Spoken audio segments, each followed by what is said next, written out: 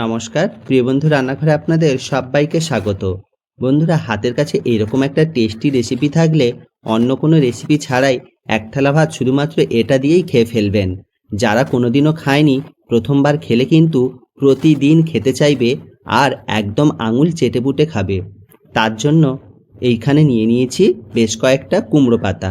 আজকের রেসিপিটা আমি কুমড়ো পাতা দিয়েই বানাবো। তবে যে শুধুমাত্র কুমড়ো পাতা দিয়েই এটা বানানো যায় তা নয়, চাইলে কিন্তু লাউ পাতা দিয়েও বানাতে পারেন। এখানে একদম গাছের কচি এবং ফ্রেশ পাতাগুলো আমি নিয়েছি। আর দেখেই বুঝতে পারছেন কতটা পরিমাণে নরম। অবশ্যই কিন্তু চেষ্টা করবেন এরকম নরম পাতা নেওয়ার, কারণ বয়স্ক পাতায় কিন্তু এটা খেতে ভালো লাগবে না। এবার আমি পাতার উল্টো দিক থেকে এইভাবে আঁশগুলো তুলে নিচ্ছি। অবশ্যই করে কিন্তু এই আঁশগুলো তুলে নেবেন, তাহলে যে কাঁটা কাঁটা অংশটা রয়েছে সেটা অনেকটা পরিমাণে কমে যাবে আর পাতাগুলো একদম নরম হবে। সমস্ত পাতার আঁশগুলো এইভাবে আমি তুলে নিয়েছি। তবে কোনো রকম ছুরি কাঁচি দিয়ে এটা আমি কাটিনি, এইভাবে হাত দিয়ে আমি ছিঁড়ে নিচ্ছি। তবে চাইলে কিন্তু এটা ছোট ছোট করে কেটেও নিতে পারেন। আজকের এই রেসিপিটার জন্য পাতাগুলো খুব ছোট না করলেও চলবে। সমস্ত পাতাগুলো এখানে কিন্তু আমি ছিঁড়ে নিয়েছি। তবে এখানে পাতার পরিমাণ নির্দিষ্ট নয়, বাড়ির সদস্য অনুযায়ী বাড়িয়ে কমিয়ে নিলেই হবে। এবার গ্যাসে আমি একটি কড়াই খুব ভালো করে গরম করে নিয়েছি। তার মধ্যে দিয়ে দিলাম ছোটো চামচে 2 চামচ সর্ষের তেল। তেলটা খুব ভালো করে গরম হয়ে গিয়েছে। এবার এর মধ্যে দিয়ে দিলাম 3টে শুকনো লঙ্কা এবং এর সঙ্গে দিয়ে দিলাম বেশ কয়েক কোয়া রসুন। তবে যারা ঝালটা একটু কম পছন্দ করবেন তারা কিন্তু শুকনো লঙ্কার পরিমাণটা একটু কমিয়েও দিতে পারেন। এবার দিয়ে দিলাম 2টো ছোটো সাইজের কোচানো পেঁয়াজ। এবার পেঁয়াজ, রসুন এবং শুকনো লঙ্কা খুব ভালো করে আমি ভেজে নেব। তবে পেঁয়াজের সঙ্গে শুকনো লঙ্কা ভাজলে কিন্তু একটু নরম থেকে যায়, চাইলে কিন্তু আগে থেকে শুকনো লঙ্কাগুলো ভেজেও নিতে পারেন। সমস্তগুলো আমি কিন্তু গ্যাসের ফ্লেমটা লো থেকে মিডিয়ামে রেখে হালকা লাল হওয়া পর্যন্ত ভেজে নেব। যখনই পেঁয়াজ এবং রসুন থেকে হালকা একটা সুন্দর ভাজা গন্ধ বেরোবে ততক্ষণ পর্যন্ত এটাকে ভাজবো। তবে এখানে আমি কিন্তু রসুনগুলো গোটা গোটাই রেখেছি, এখানে রসুনগুলো না কেটে নিলেও চলবে। দেখুন এখানে কিন্তু আমার এগুলো প্রায় অনেকটাই ভাজা হয়ে গিয়েছে। এইভাবে নেড়েচেড়ে হালকা আঁচে এটাকে ভেজে নিচ্ছি। আমার সম্পূর্ণটা ভাজা হয়ে গেছে। এবার এগুলো আমি তেল থেকে তুলে নেব। তবে যেহেতু একটু বেশি করেই তেল দিয়েছি পুরো রেসিপিটা বানানোর জন্য, তাই এখান থেকে আমি কিন্তু তেলটা ঝারিয়ে তুলে নিচ্ছি। এখানে সমস্ত পেঁয়াজ, লঙ্কা এবং রসুনগুলো আমি এইভাবে তেল থেকে তুলে নিলাম। পরবর্তীতে ওই ভাজার তেলের মধ্যে আমি রেসিপিটা তৈরি করব। তার জন্য এখানে আমি দিয়ে দিচ্ছি তেলের মধ্যে 1/2 চামচ কালো জিরে।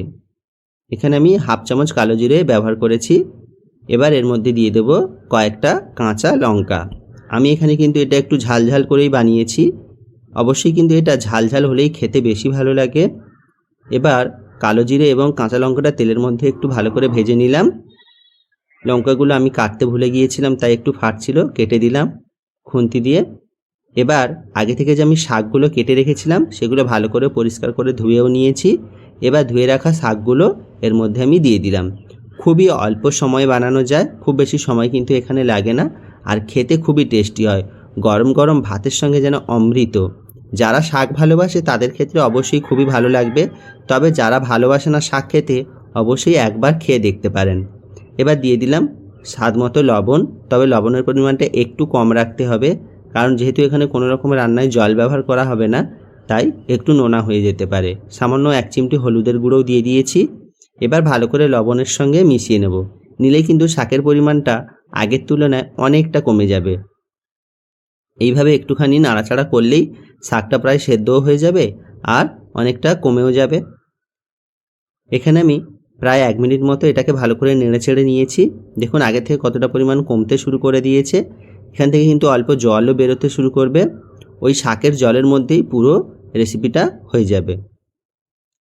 এখনও পর্যন্ত যে সমস্ত বন্ধুরা আমার ভিডিওটা দেখছেন, যদি রেসিপিটা ভালো লেগে থাকে অবশ্যই লাইক, কমেন্ট, শেয়ার করবেন। আর নতুন নতুন ভিডিও পাওয়ার জন্য এরকম চ্যানেলটা সাবস্ক্রাইব করে দেবেন। দেখুন আমার কিন্তু পুরো শাকটা ভাজা হয়ে গেছে। এবার এটাতে আমি তুলে নেব। দেখুন একটুও কিন্তু জল নেই, জলটা পুরোটা আমি শাকের মধ্যে শুকিয়ে নিয়েছি। অবশ্যই জলটা একটু শুকিয়ে নিলে খুব ভালো হয়।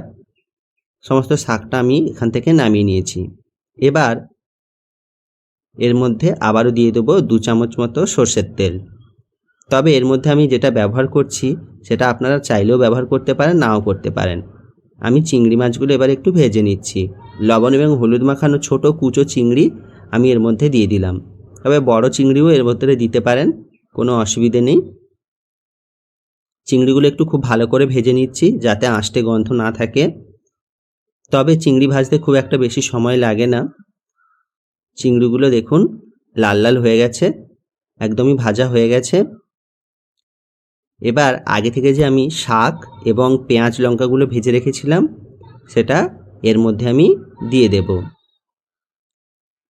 আলাদা করে কিন্তু কোনো রকম আর তেল ব্যবহার করতে হবে না, সমস্ত কিছু একসঙ্গে দিয়ে দিলাম। দিয়ে আবারও একটুক্ষণ ভাজা ভাজা করে নেব। ভালো করে নেড়েচেড়ে মিশিয়ে নিলাম। দেখুন কতটা লোভনীয় লাগছে।